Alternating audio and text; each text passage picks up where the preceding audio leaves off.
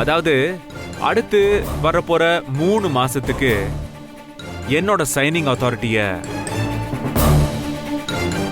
நந்தினிக்கு நான் மாத்தி தரேன்.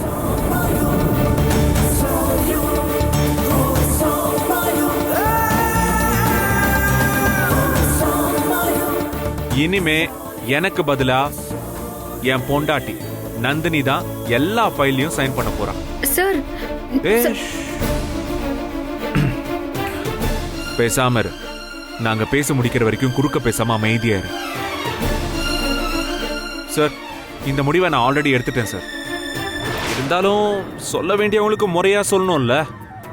அதனால தான் ஒரு ஃபார்மல் அப்ரூவலுக்காக எல்லாரையும் வர சொன்னேன். கண்டிப்பா இதுக்கு நான் ஒத்துக்க மாட்டேன்.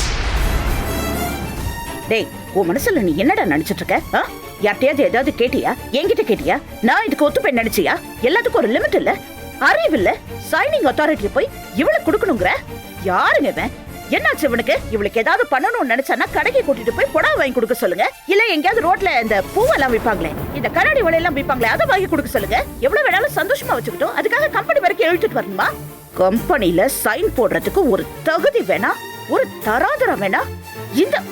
இந்த மூஞ்சுக்கெல்லாம் ஏன் செக் புக்ல சைன் போட சொல்ற? அதை நான் வேடிக்கை பார்த்துட்டு இருக்கணுமா? கண்டிப்பா நடக்காது, கண்டிப்பா முடியாது. உன் கையில அடிபட்டிருக்கா?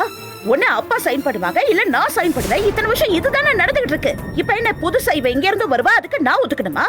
ஆட்ட கடிச்சு மாட்ட கடிச்சு கடைசியில கம்பெனி வரைக்கும் எழுதிட்டு வர சான்ஸே இல்ல. இதுக்கு ஒத்துக்கவே முடியாது. Cool cool cool.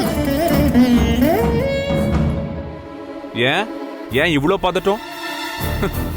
நான் ஒன்னும் யாரோ ரோட்ல போற பொண்ணுக்கு சைனிங் அத்தாரிட்டி கொடுக்க சொல்லலையே.